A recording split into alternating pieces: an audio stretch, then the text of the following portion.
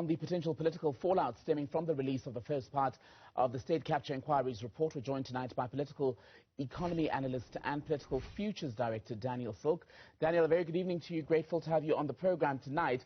So, in this very early reading of the first part of 3, was this report worth the almost R1 billion price tag?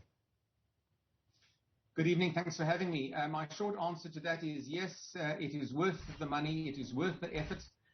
This country cannot proceed further with economic emancipation, or for that matter, with broader economic growth, unless it gets the basics right, the fundamentals right, unless it operates from a credible and in particular ethical base.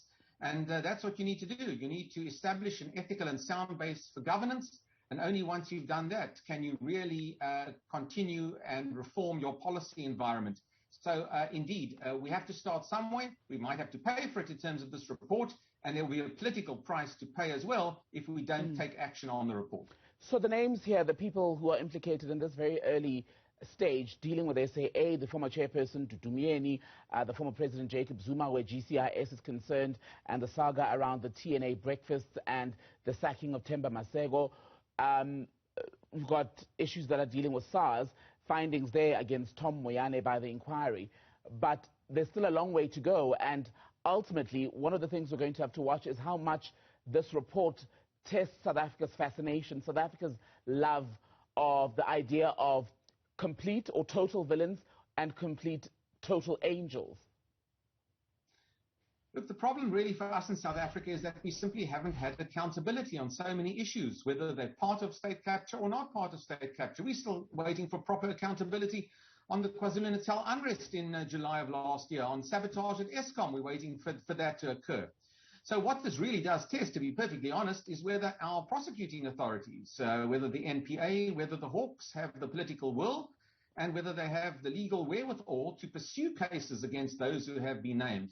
That's going to be the real test, because one thing we have to do in South Africa is keep the politicians out of being both the participants and referees in this particular case, and it's up to the independent agencies to really take this matter forward.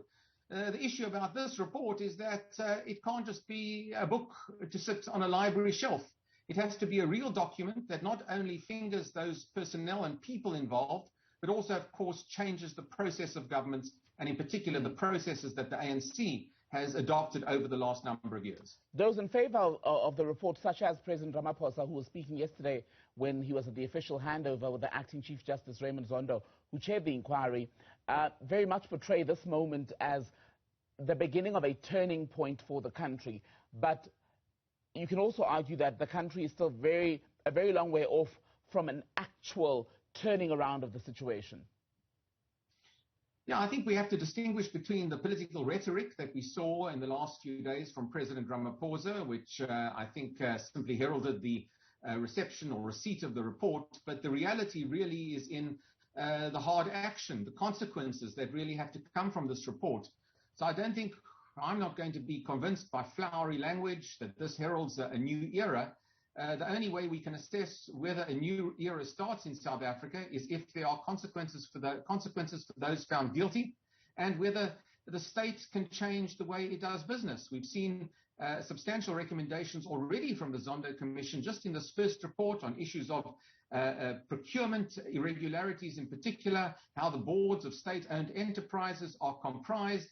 Those are critical issues that have to change within the ANC. And the ANC really has to transform itself internally from being a cadre deployment patronage-based political party to a modern and very ethical political party. And that's going to be the real challenge as to whether we get it right following what this report exposes. The report also then suggests the idea of some sort of financial compensation for whistleblowers whose information helped to address some of what came out of the inquiry rather substantially. We were speaking earlier today to Cynthia Stimple, an SAA whistleblower. She was the former company treasurer. And she was saying that she is living in fear once more because she believes even now there's a car that was outside her home taking pictures. And people who live with that constant fear, many are still reckoning with the question of whether it was all worth it for them. So the country also, beyond the idea of financial compensation really needs to make it up to those people who blew the whistle and paid greatly with their careers, the safety of their families. I mean, Athol Williams now has had to flee the country because he felt he'd been left exposed. Now, look, the protection of whistleblowers is absolutely critical and crucial, whether it's from a security point of view or an income point of view. So I fully support that, but I think it goes further than that, because I think that there may well be those who threaten whistleblowers, and clearly there are those that threaten the political elites of this country, who threaten commentators in this country, who even might threaten journalists in this country for exposing malfeasance and wrongdoing.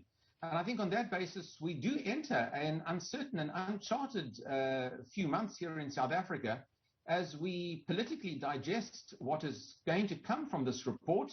And this is going to, I think, test the mettle of our security forces and our security authorities more broadly in protecting not only whistleblowers, the broader citizenry of South Africa, but also the installations of the state. And I think we've seen threats to that over the course of the last few months or so. And I do think that in order to take South Africa forward, the security of the country is going to be critical, as the political fallout as a result of the Zondo Commission certainly does take root in the next while. Just on that issue of the fallout, what do you imagine will be the internal implications for the ANC and its much talked about unity project that every few months really suffers some kind of knock? Look, this has to be a time of great concern for President Ramaphosa. He has to act boldly, and really it's symbolic, I suppose, that this report is released just barely a week after Archbishop Desmond Tutu his funeral. Bishop Tutu, of course, acted without fear, and indeed for President Ramaphosa, he has to act without fear. But it's extremely difficult. He has to preside over a very embarrassing situation within his own political party, a situation in which any number of senior figures, both current and past, may well be mentioned and fingered, particularly law cases might be opened against them. He has to manage that as he attempts to gain a second term in office as ANC and South Africa president. And he's got the Jacob Zuma and Ace Magashule legal cases also creating internal instability.